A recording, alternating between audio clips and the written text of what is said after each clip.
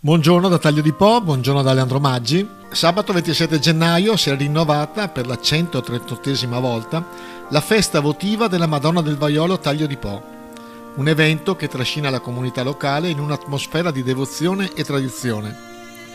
La storia di questa festa affonda le radici nel lontano 1887, quando la Madonna della Salute fu venerata con il titolo di Madonna del Vaiolo.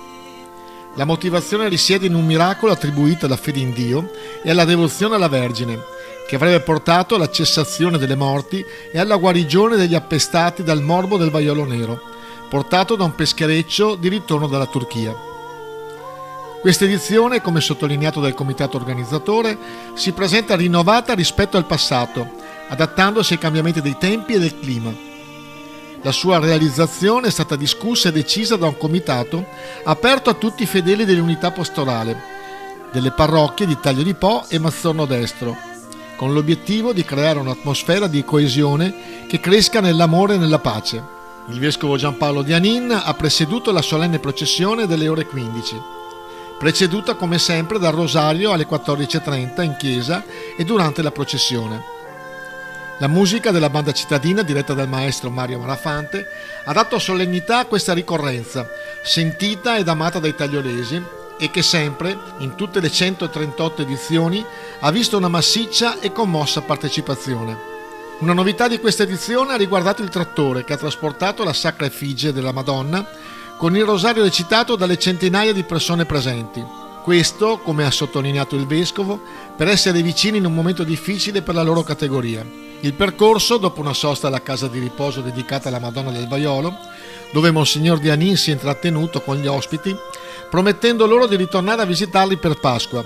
Il corteo ha poi proseguito per le strade principali del paese, salendo sull'argine del Po di Venezia, uno dei simboli iconici della comunità.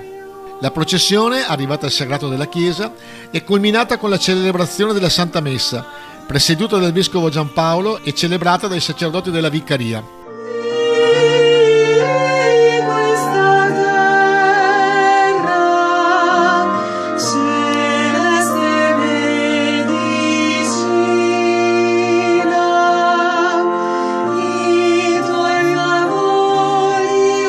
Prima delle celebrazioni il vescovo ha voluto salutare i tanti presenti facendo alcune riflessioni.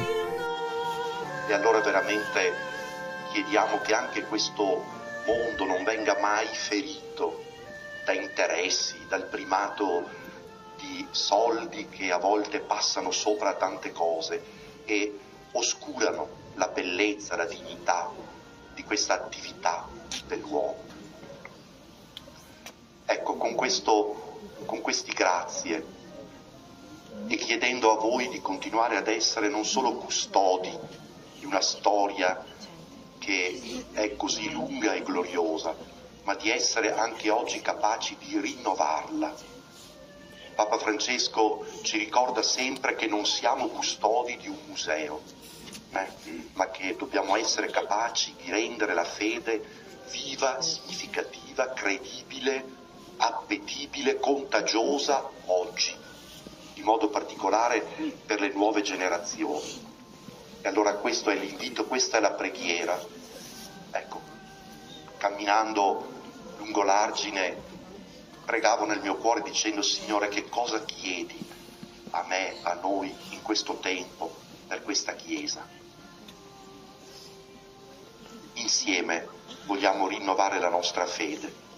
Maria, che ci ha accompagnato e che ha benedetto questa città e che continua a benedirla, accompagni sempre tutti noi ad essere anche oggi orgogliosi della nostra fede, custodi delle nostre tradizioni, ma anche capaci di vivere da cristiani in questo tempo.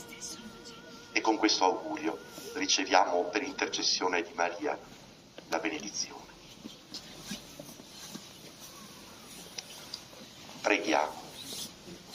O Dio, il tuo unico Figlio ci ha procurato i beni della salvezza eterna con la sua vita, morte e risurrezione. A noi che abbiamo meditato questi misteri del Rosario e abbiamo camminato per le strade di questa città, concedi a noi la tua benedizione. Il Signore sia con voi.